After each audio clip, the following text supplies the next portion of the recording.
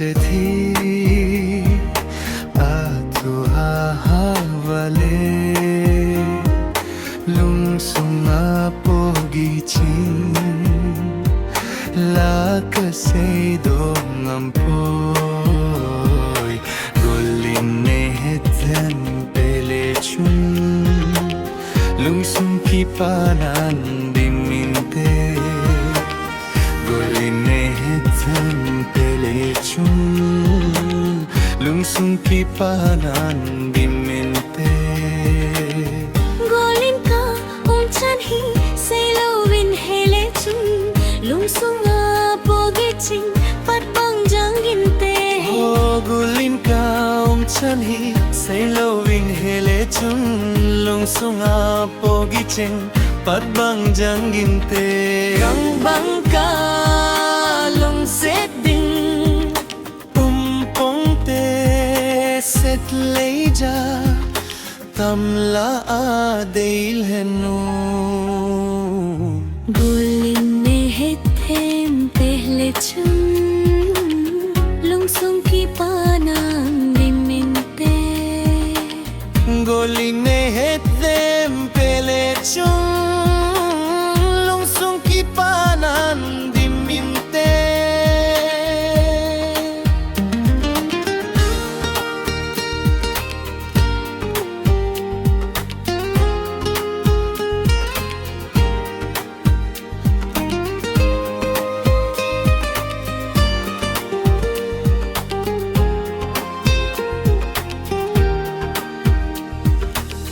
guthi min janmangin na hong lang den jin samang jal mohelin tai kho kawaji tai ho du thin min jan mang ngin na hung lang den jin samang jal mohelin tai kho kawaji tai golin nei lung set na ka sange hing kho adin và băng lên không tay tê golin ne hethem pele chun lung sung ki panan diminte golin nei hethem pele chun lung sung ki panan diminte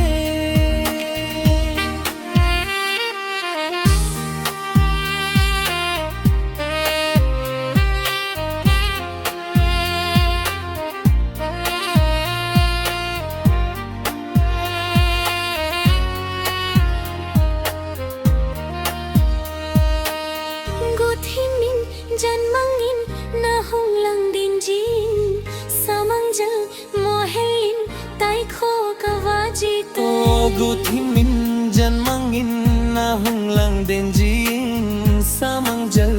mohelin tai kho kawaji tai golin ne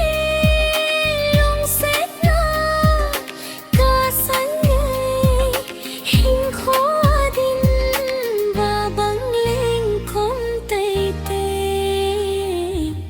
golin nei hethen pele chun lung sung ki panan diminte golin nei hethem pele chun lung sung ki panan diminte